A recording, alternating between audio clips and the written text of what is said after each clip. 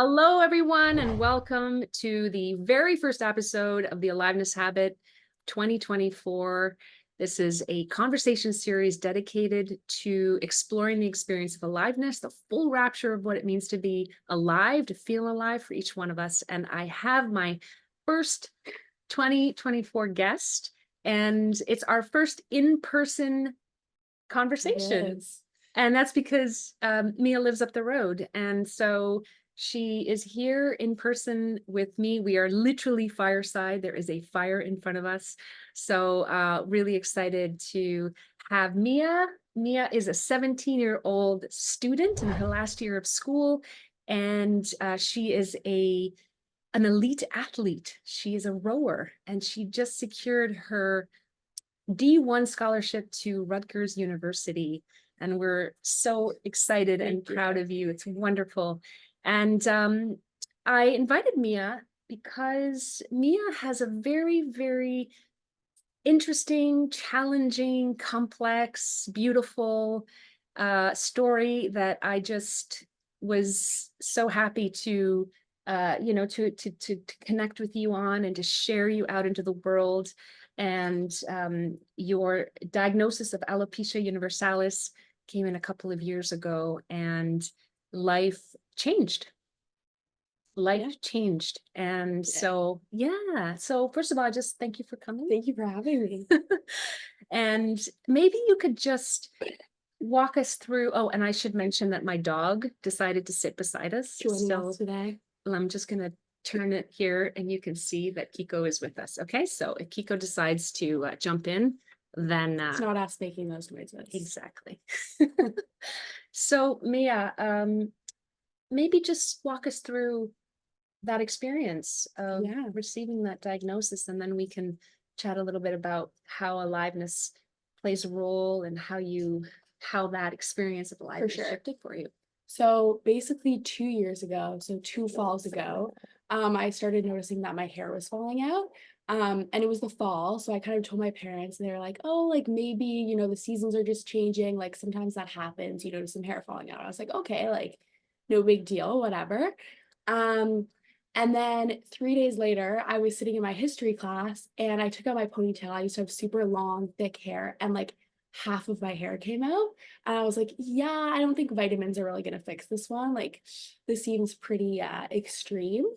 So actually, I shaved it off because I really couldn't stand just like seeing the hair everywhere and it falling out. I feel like that was a lot more hurtful to see rather than just like shaving it off. So I decided to shave it off thinking that it would grow back. I was like, okay, a little buzz cut, this could be cute. And then I went to CHIO because we had no idea what was going on. It's not a very popular diagnosis. I've only ever met one other person with alopecia universalis, so we kind of had no idea, like most people do. And we went to CHIO, and I kind of got my first glimpse into my new reality when one of the nurses on the floor was like, dear, the chemotherapy unit is on floor 3. And I was like, yeah, like that's not really my situation here. Anyways, I went into the room. They had no idea what was going on. They basically told me they couldn't help me. So we still had no answer. And then I went back to school with no hair, which was a lot. But actually my paddling team, I used to paddle at the time, and my sister, they all decided to shave their heads as well to kind of support me. So that was really beautiful. And it was great to go through that with them, especially having my sister do that as well. And then 2 months later, I went to go see a specialist. And in 30 seconds, the doctor walked in and was like, yep, you have alopecia universalis. Your hair is never growing back. And I was like, okay. So they kind of gave me a few options to possibly do steroids or injections. But with either of those, I wouldn't be able to compete anymore in my sport. And I kind of decided that that was more important to me at the end of the day than having hair. So yeah, here we are. Wow. Yeah. And here we are. I remember when all of that was happening. It was actually, I'm friends with Mia's mom, and I was with her, and I do remember the confusion and very confusing. Yeah, and the terror. How did, we just had no idea what was going on. So that was definitely, and then Mhm. they told us, and it was kind of like, okay, so there's nothing we can do about it. Because like if you break your leg or something, then you put on a cast and you can fix it. But with this, you can't Yes. really fix it. So you just kind of have to come to terms with it. And that's definitely Right. the most difficult part. Yes, I can appreciate that for Yeah. sure. So on that note, coming Mhm. to terms with it, so I can imagine and appreciate that there would be very much a Mia before For sure. alopecia and then a Mia after alopecia. Yeah. And I'm curious about that, that evolution Mhm. and what, in the context of aliveness Mhm. and feeling alive, maybe could you take us through what that evolution looked like for you before and now after, and what's changed and what's evolved and maybe even matured, Yeah. it could be a good word there as well. I think before I definitely thought that I was, happy and living life to the fullest. And then something like this happened. And I think I really realized what brought me joy was posting on Instagram and taking selfies and kind of fitting in and just very much going along with what the norm is, Mm. just to fit in and kind of, just be a regular kid. But when something happened that, you don't typically see someone without any hair walking around the hallway. So I think I kind of realized that I had to find things that brought me joy instead of just like not necessarily that having hair brought me joy, but it just I didn't really have to I didn't have to consider what brought me joy just because I was living a normal life. Yeah. So when I kind of had to reevaluate what was going on, I think it was very like kind of powerful to see that, oh my gosh, like, I don't really fit in anymore. So I'm gonna have to take like extra measures to make sure that I can still feel good about myself, even if I'm not what typically fits in. Right. And so when you say fit in, are you Mhm. referring to having hair? Yeah. Mm. Just because like, you've never I Mhm.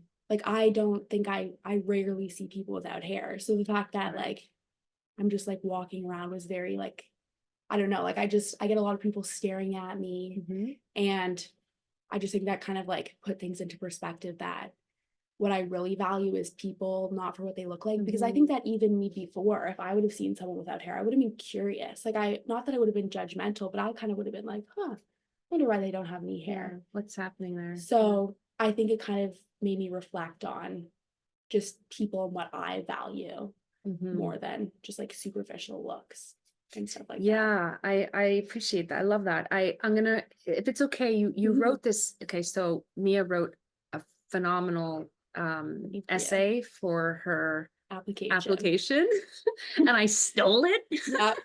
I was like, on my research, I'm like, I want to know what's going on underneath the hood. So there's some beautiful writing here, Thank and if you. it's okay with Yeah. you, I'd love to just share a couple of things because I think it's quite poignant. So my immune system had now taken over and I was losing my hair, my lashes, my brows, my confidence, my femininity, and my identity. Yeah. And for so long, I lived in a selfie filled teenage Instagram world where I feared where so much of what I was seeing was glossy, perfect, unattainable, and intimidating. Mhm. And then I woke up 2 months after losing my hair and I decided to change my narrative. I took a deep breath and posted a picture of my bald head along with my diagnosis. Yeah. So to me, that sounds like a bit of a turning point. Yeah. So I think definitely, well, I'd been going to school because I took 2 weeks off of school just to, I was very nervous about going into public without any hair. Mm. But after I took those 2 weeks off, I went back to school and I only told a few close friends about my diagnosis. So I went back to school and everybody was kind of like, what's going on here? And then slowly my eyelashes started to fall out and then my eyebrows. And then, I looked very different than I did before. So I kind of, one day I was just sitting on the bus and I literally found the first picture of myself with my bald head because I didn't take very many at the time. Um, and I just wrote a short little paragraph and I kind of explained my diagnosis. And I didn't really expect much of it.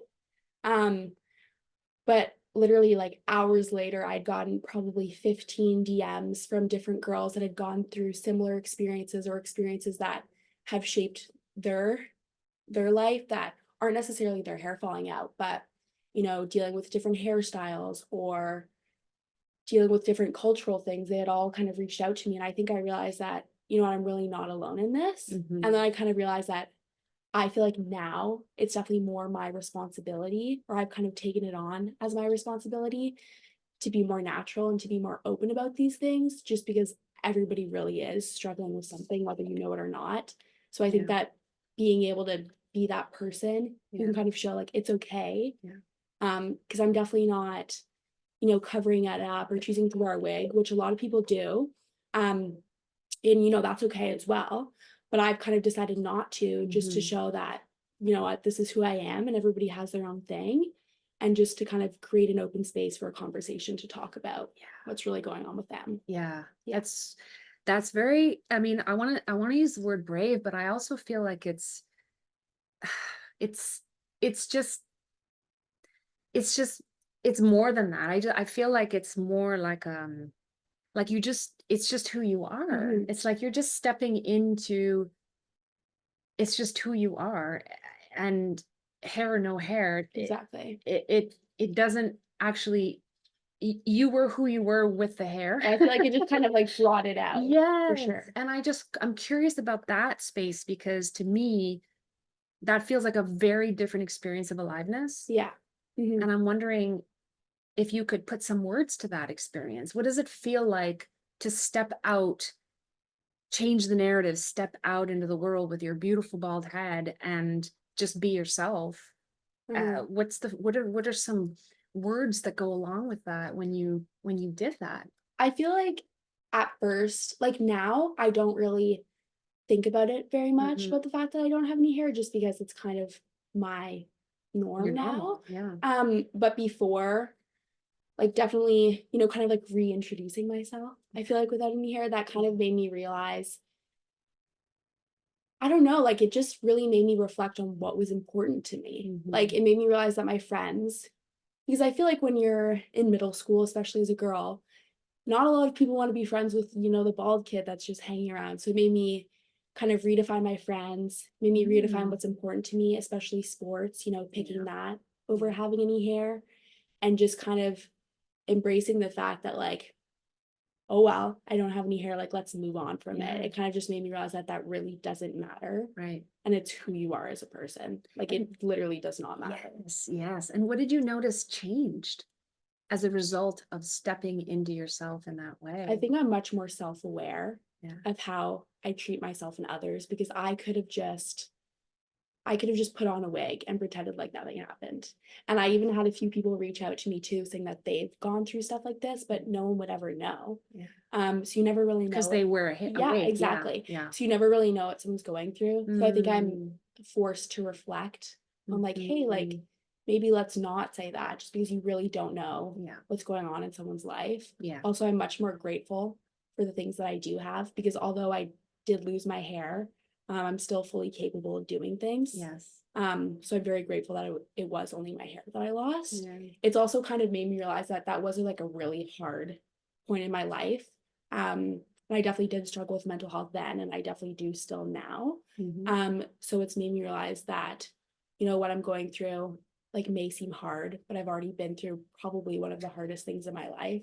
So it Yeah. just kind of puts it into perspective, like, hey, if I could do that, then I can definitely do this. So Yeah. yeah, I'd say those are the main things. Beautiful. Yeah. Amazing. So, one of the words that I read here and I pick up is self-acceptance. Mhm. And I love that word. I love Yeah. that you wrote that, because I think, you know, the way that I am experiencing you, and I'm reading your beautiful words, like self-acceptance seems to be a gateway to Mhm. feeling alive. Yeah. And it's, a very, you say words like, the confidence to fit in, to inspire, owning who I am with confidence, and normalizing the abnormal. Yeah. And how many kids, how many adults are walking around feeling like they don't fit in. And I feel like a lot of people as well, they may think that they accept themselves. Like that's what I Mhm. thought before. Mhm. Okay, like I thought I was happy with, how I looked, how I acted, but then I kind of something was taken away from me and I was forced to think like, oh no, like I am deeply insecure. Mm. Um and something that was so like vulnerable, I was very much like forced to just Mm. reevaluate and kind of rebuild myself. So, And what's different now? I mean, how do people interact with you differently? mhm. What kinds of things do you look for or value more now than you did before? Mhm. I would say I don't I don't think I really realized it, but before I'd kind of go for like I don't know, like I think all middle school girls, whether they realize it or not, they go for like, oh, like I want to hang out with like the pretty popular girl. Mm. Like, I just kind of want to fit in, which is not really great, but I think it's pretty normal. Mhm. And now I'm kind of forced to realize that like let's talk to everybody and let's just see what's going on because like just everybody's the same. Yeah. And when you peel back the looks of everything, it's really cool to get to know everybody just on like a more personal level. Yeah. So it kind of made me look, it just really made me like reevaluate everything. And now that I've accepted myself, Mm. I think that life is much more refreshing because I'm not focusing on what I look like, what I'm like portrayed as, what I'm putting out into the Mhm. world. I'm kind of just looking on what's actually going on. Hmm. So Did you hear that, everybody? less distraction. Less distractions, yeah.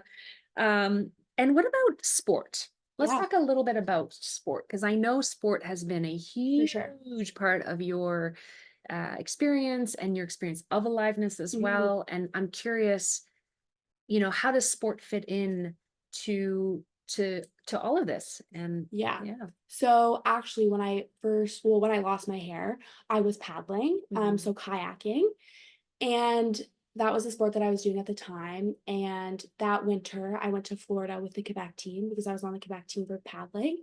And then when I came back, I signed up for something called RBC Training Ground. And I did RBC Training Ground and I got recruited by my head coach, Zach, to start rowing. Um, so I basically what RBC Training Ground is, you do various exercises that test like your endurance, your speed, your explosiveness, etc. And if they think you would excel at their sport, then they kind of recruit you. So I got Mhm. recruited for rowing and I decided to get into contact with the coach. I was like, why not? Um, so then he told me to come out the next morning at 4:50 a.m. to go see a rowing practice. And I was like, oh, 4:50, like that was pretty off-putting. But I decided to go anyways.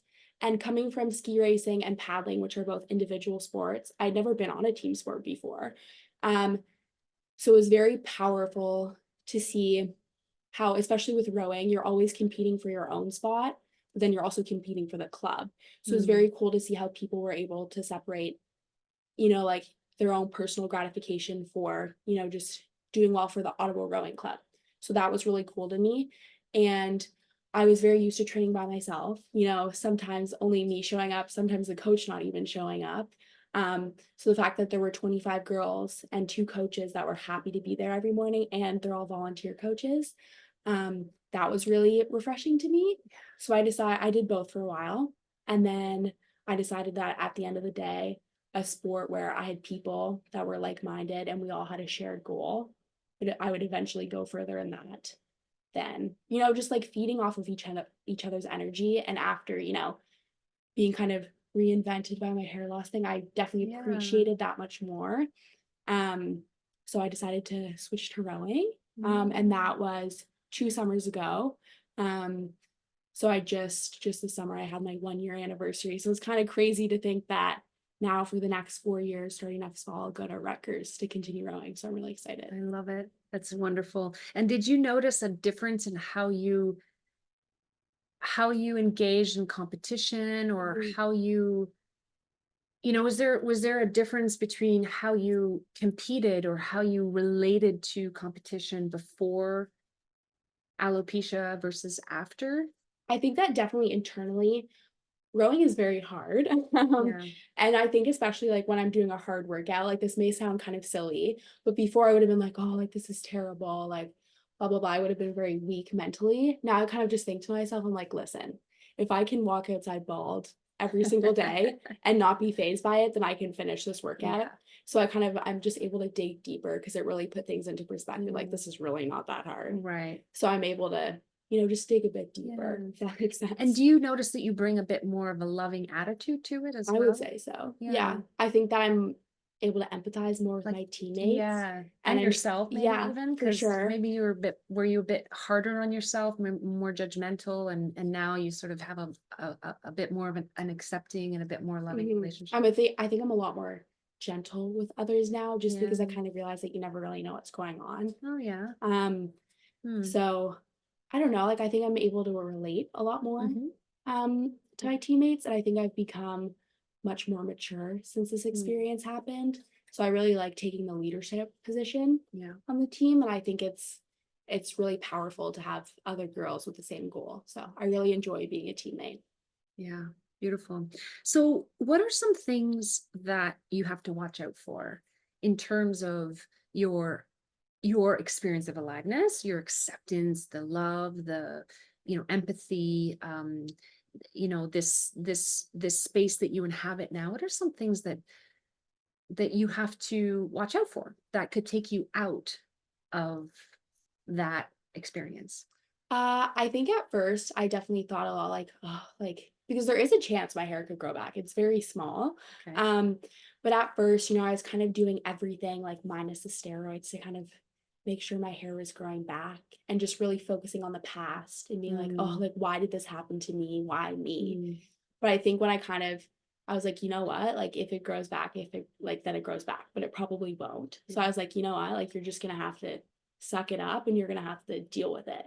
And I think when I kind of just accepted that this is me now, that kind of made me realize that I need to stop focusing on the past, because what happened Mm, happened. mhm, And very much just like trying to find things that find me joy now. So I think I've kind of realized that comparing myself to others mhm. is something that definitely takes me out of that space. Yep. Um, and really just focusing on the past, I would say, Yeah. and Like focusing on, rehashing, yeah, going, ruminating, going back. and Yeah. just very much like being stuck, Yes. because I could very much have decided to, like, just like not talk about it, Yeah. but I decided to own it Mhm, and just get over it. And I don't really think I talk about it very much. mhm, Um, just because I don't really want it to define me. I mhm. realized that, there are a lot more things that define me than my experience, because it's not really the experience that defines you, it's how you choose to Yeah. act about it. So I Yeah. think I've decided that, like, my Yeah. actions are really what makes me who I am, Yeah. not my experiences. Absolutely. So, So what brings you joy? What um, have you discovered about yourself? yeah, I think I've decided or discovered that physical activity brings me a Mhm, lot of joy. It's a time where, having hair doesn't matter. It mhm. really doesn't. Even makes me a little bit more aerodynamic, maybe. um, so rowing, definitely. I love waking up early and just kind of looking at the stars and looking at the beautiful Mm, sunrise and working hard with mhm. my girls. That brings me a lot of joy. Yeah. Spending time with family, spending time Mhm, with my friends, mhm, um, where, I really don't think about it a lot with my friends, because it's mhm. not like, Yeah. it's not what defines me. Yeah. Um, I would say, but like, my main thing is definitely like physical activity. Yeah. It's a time where you can just focus on what you have to do there and nothing else, and it kind of shuts everything else. Yeah. So It's like a moment of full presence where you exactly, can. you just have to focus on, your stroke in the water, not, you can kind of leave that behind. So That yeah. must have been a real lifeline for you. Yes, yeah, yeah, I yeah. can I appreciate, spend, especially yeah, rowing, because there's I such a know. meditative quality about Yeah, it rowing. really is art. So Mm, yeah, that's definitely yeah, my main thing. I love it. What what if you had if you had some words of wisdom for the youth of Oh my today? gosh. Yeah. If somebody, your people are listening right now that are inspired by this story of yours and are feeling like, yeah, I gotta own it. I gotta own it. Own it. I gotta own Yeah. it. I mean, what what would you like to tell them? Oh boy. I would say, like, my quote that I always come back to is, you didn't come this far just to come this far. Mm, Um, I would say just be grateful for what you have. You never really know when it could be taken away. And to really try to like, it's very easy to get wrapped into like the social media world where everybody like it's very easy to follow influencers online and be like, oh wow, like everything's perfect, but you never really know what someone's going through. Because even I was still posting pictures on my Instagram of me when I had hair and like Mia with my friends. Meanwhile, I was like sitting at home like bawling my eyes out because I just had no idea what was going on. So I think you just really need to, you know, kind of reflect on the fact that everybody has their own thing and to just be more empathetic about it and to connect with people, because I think it's really powerful to learn about everybody's story. So, yeah. I agree. I think it's very powerful. I have so appreciated chatting with you Thank you today. for having me. Yeah, it's been a real joy, and I've actually really enjoyed this in-person I like it. space. It's much better than talking through a screen. So, is there any final words? Anything else you're I don't think feeling so. like we didn't get to, or anything? I feel like I'll probably think of something later and be like, dude, I should have said that. But for now, You've been I fabulous. feel like I've said everything. You've been Thank you. fabulous. Yeah. It's been wonderful having you. Thank you so much, and thank you all for tuning in. Couldn't think of a better way to kick off 2024, Yeah. literally. Happy New Year. And Happy New Year to everybody, and get out there and own yourself. Own it. Claim it.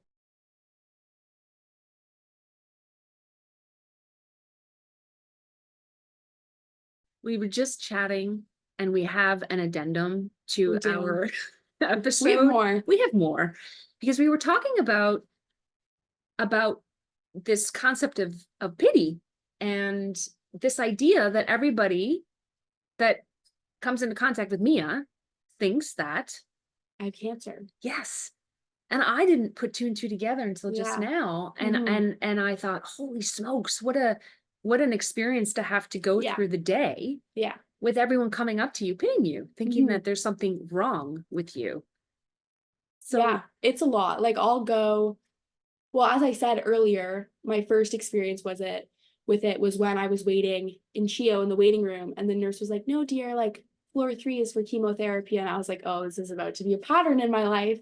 But it happens all the time. Like I'll be at the grocery store and someone will be like, it's okay, dear, like you can go in front of me in the line. And I'm like, oh no, it's fine. Or like I was at Bulk Barn once with my friends, and the guy in front of us was like, oh, like I'll pay for your food. I'm like, no, it's fine. And he's like, no, you must be going through a lot. Like, please, I can take it. Or one time I was at work and some man randomly put his hands on my head and started praying for me. And I was like, although I do appreciate it, no, like I'm fine. And it's a lot because I don't want to have to keep explaining to everyone. Yeah. But also like they don't need to, like, it's just. So how does that make you feel when that happens? Well, at first it made me feel very hurt, but then I kind of remembered that. I remember, I don't know why, but I can never forget this. Like 3 years ago, I was in the nail salon and there was a girl who was around my age and she also had no hair. And I kind of thought, I like smiled at her and I was like, oh, like poor girl, like she must like, wow, like that's terrible.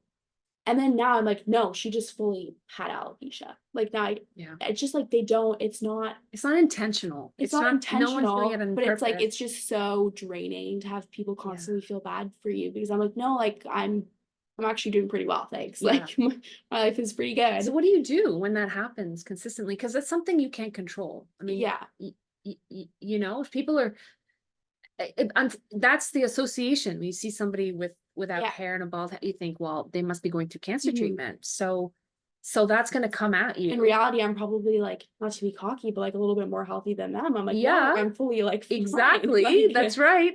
But what do you do? How do you handle that?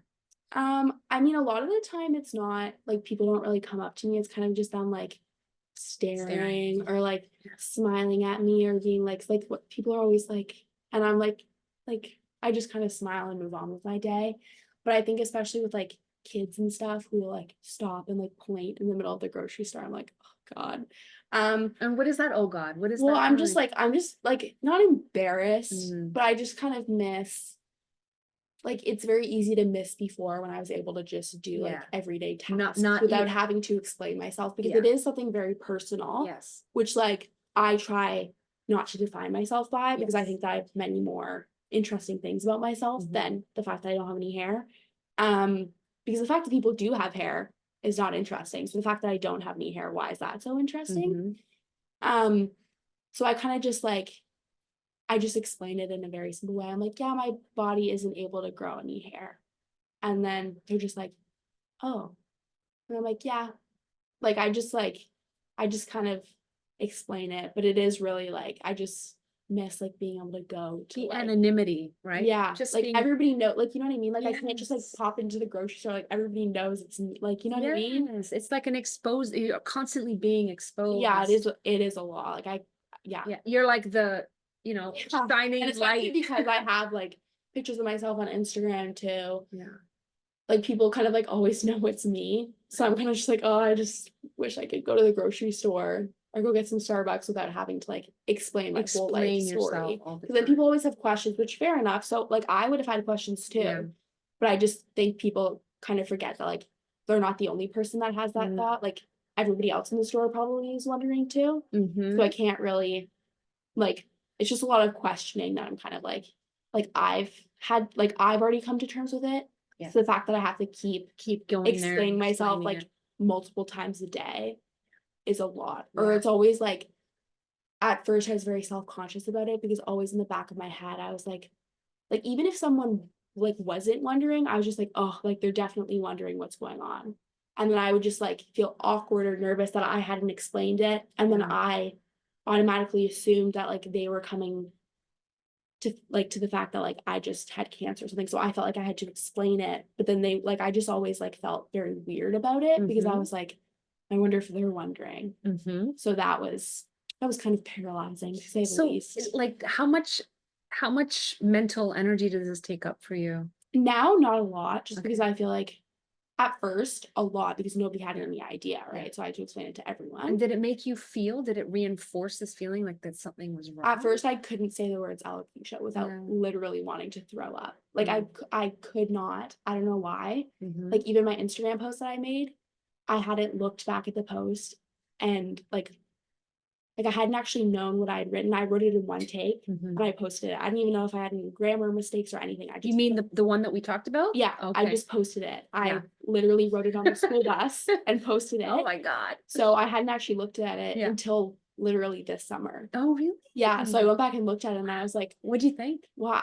I thought I was like, thank God there weren't any mistakes on man, here. that's pretty good for someone who doesn't remember it. Yeah, no, but I thought it was good to look at and kind of realize, like, before I couldn't, like, literally could not have looked at it without like starting to cry. Yeah. So, and like I could, like, someone before, like, if they would have asked me like what I had, I would have just been like, oh, like I have hair loss. Like, I could not say the words alopecia. Yeah. Or like when my friends would say it out loud, I'd be like, oh, like that sounds really gross. Like, please don't say that. And now I'm just like, I don't know. Like, when did it change? When did you notice I think just like giving myself some time to kind of get used to it, just because it all happened so fast. Like, most people, when they lose their hair, it happens very like gradually. Like, they'll lose some spots of hair and it takes like years for some people. So the fact that for me it happened in 3 days, I was like, whoa, that's like a lot. Like a lot happened in 3 days. My whole life shifted in 3 days. Yes. So I was kind of just like, without knowing. Yeah, like I literally like, I had a race that weekend for paddling and I started noticing my hair fall out. So I had like a baseball cap on, and I remember it was a Masters. So someone knocked my baseball cap off and I was like, oh, this is so embarrassing. And then the next day, like, all of my hair was gone.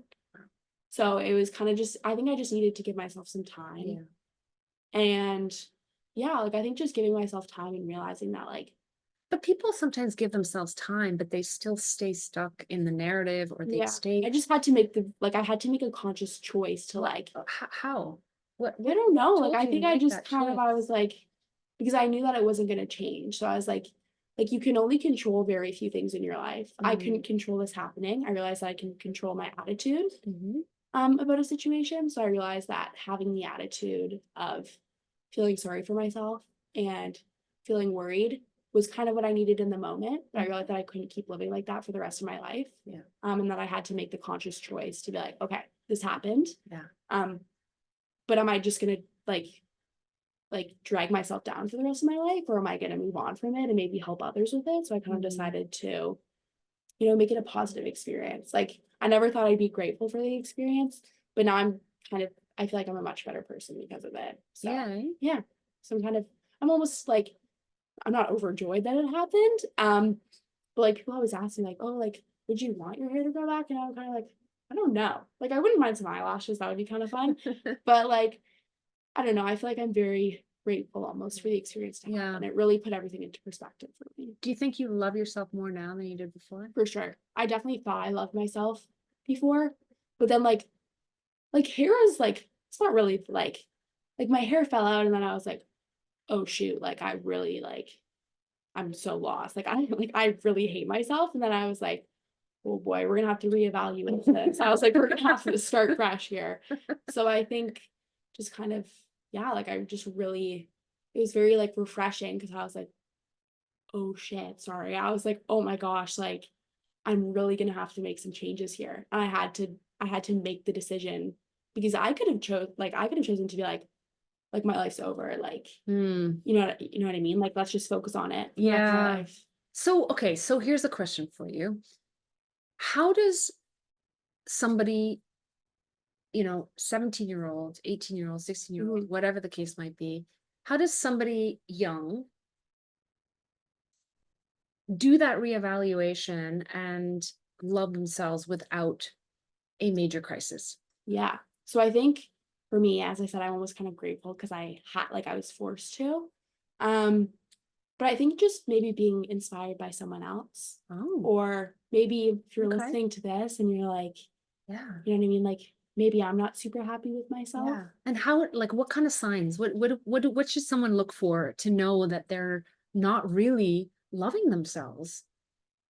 That's a good question. Maybe if they're constantly comparing themselves to others or feeling Mm, like they're not not worthy enough. or not enough, Mm, um, or feeling like they're constantly like missing something yeah. in their lives, Yeah. or feel like they need like friends or like a partner or something to feel like that's what they would need to be complete in your life. But I think just becoming your own best friend and Mm, kind of realizing that at the end of the day, you're the like it's kind of scary to think about, but you're the only person that you have for yourself. So you need to mm, make your body kind of like your home and be really happy with it because that's just what you're given in life and like you can't really change it. So you just have to learn to accept it yeah. and just really be like, yep, this is me. And just I don't know. I think once you kind of like force yourself to accept it, then eventually you'll learn to like love yourself. Like I feel like accepting yourself and loving yourself are Kind very of. different. Yeah. So yeah. Oh man, I love it. So do you see yourself advocating Uh in I any mean, way? I feel like almost like walking around, just kind You're of you're like like a this. walking Yeah. advocate walking Like around. I feel like I was kind of like literally just like, Hi, I have alopecia. Hi, I have no, alopecia. I have literally. alopecia. Yeah, I have to Oh, explain myself a lot. yeah.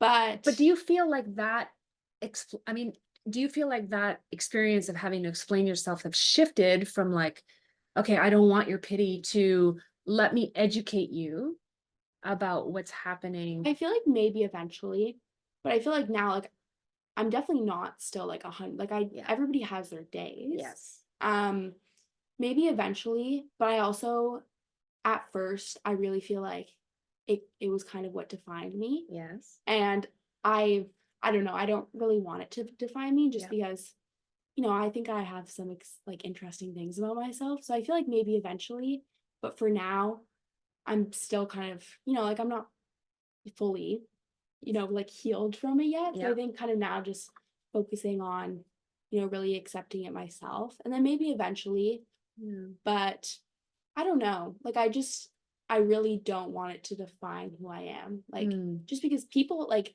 as I said, people having hair is not a big deal. So why is not like, you know what I mean? Like it's Mhm. just I feel like that would be a lot of pressure. A lot of pressure. Yeah. Just because there aren't very many people without hair. What's pressure? What feels pressury about it? Well, I don't know. Like I just like I literally like nobody really, you know what I mean? Like I just feel Yeah. like I wouldn't really want to You'd like be like the poster girl kind of yeah, thing, and I and that don't feels I feel like that's a lot of responsibility. mm. I also feel like Mhm. I don't know, like it's just I wouldn't have like want it. Like, I don't know. Like, I just feel like it's really not. You It's would just be something that defined by it. yeah, I don't want to be You don't defined wanna by it. be It's just something defined. that I happen to have. Yes. It's not who I am. Yes. And there definitely are some great Mhm. influencers. Like, one of my favorite is Chloe Bean, and she actually Mhm. followed me back on Instagram, and I was Ah. like, I was fangirling. I was like, oh my god.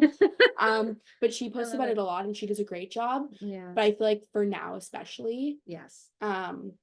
I feel like I'm good. Just kind of like, Yeah. yeah. No, I agree. And I'm still young. Like, You're maybe young, eventually. yeah, and you've got great, 4 years ahead of you But at I an think amazing that like school. maybe being an influencer that just like, I don't Mhm. know, like kind of just happens to have alopecia but doesn't really make it their brand. I feel like I Mhm. could see that Mhm. being more something I would do, just to kind Mhm. of show that like, like it's really not everything. Like, I can Yeah. do all these other things and I just happen to have no hair. I feel like Yes. that's something that I'd feel a lot more Or you could be comfortable. an advocate for owning yourself, Exactly. Yeah. because, and alopecia is a part of the story I just feel like a lot of people who have alopecia focus a lot on the alopecia itself. yes, and a lot on like trying to grow their hair back. But I've Okay. kind of just decided that this is who I am. Yes. So more just like moving forward with my life. Yes. And obviously I'll still recognize it, but kind of just showing people that there is a life outside of it and you don't Yes. need it to Yes. paralyze And you. I think that's a beautiful, So, that's a beautiful, yeah. that advocacy Yeah. is timeless. Mhm. And, and I think it's very, universal because everybody can relate to that. For And, sure. and deeply wants the experience Mhm. of feeling alive and feeling alive in themselves. We just extended our conversation and now I think we feel complete. I think so. Do we feel complete? Yeah, I feel like that was good that we added that. I know. I think it's important. Yeah. We needed the addendum, so I appreciate the extra time. Of course. This is a two-part series. Thank you so much for tuning back in, and we will see everybody out in the Yeah. big bad world. And thank you. Mwah. Love ya.